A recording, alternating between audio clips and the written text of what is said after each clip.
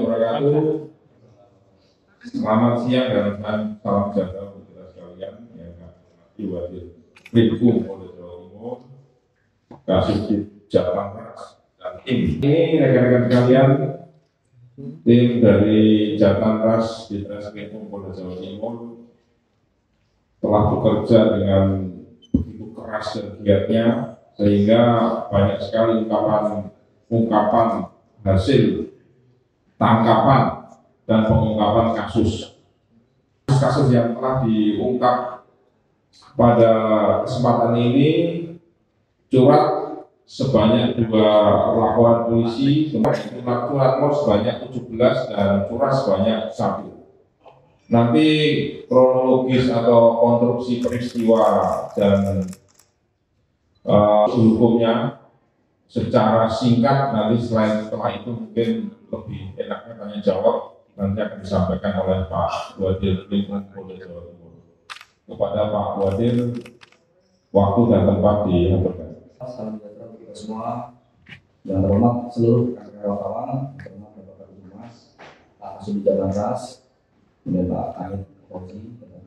Kawan-kawan wartawan semuanya, hari ini kita akan melakukan kegiatan press release, artinya demi pengungkapan street crime atau kejahatan jalanan yang diungkap oleh jajaran Subdit Jatantras di Krimkum Polda Jawa Timur.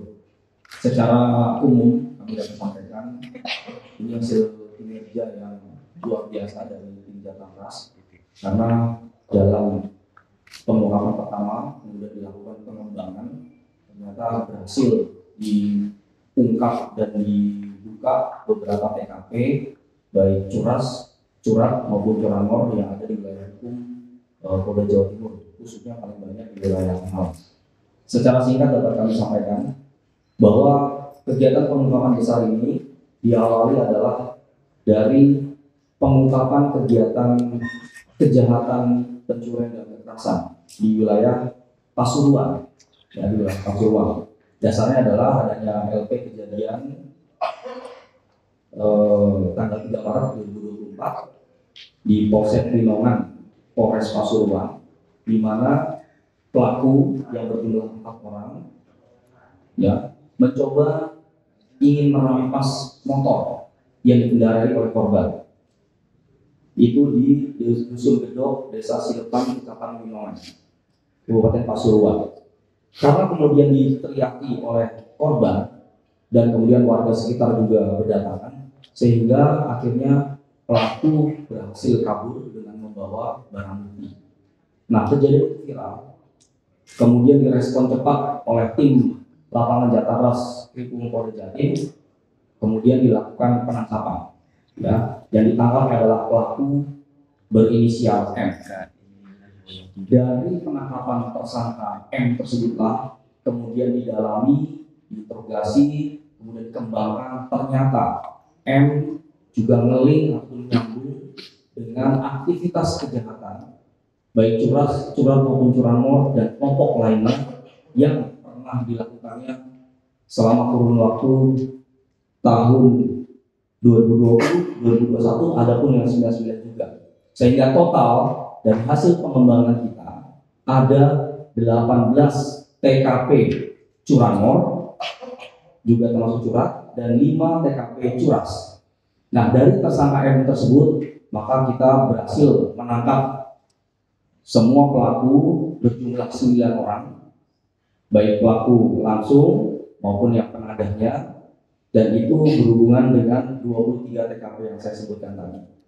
Inisialnya yaitu saudara M yang biasa kita tangkap tadi waktu wilayah Pasuruan, kemudian tersangka F pelaku curas dan curanmor tahun 2021, kemudian tersangka Y residivis penadahan tahun 99, kemudian tersangka V pelaku curanmor, kemudian tersangka A pelaku curanmor, tersangka Y DPO Polresta Malang pelaku curanmor dan penadahan, kemudian tersangka I pelaku curanmor, tersangka M pelaku curas, dan yang ke-9 adalah tersangka Y juga pelaku curas.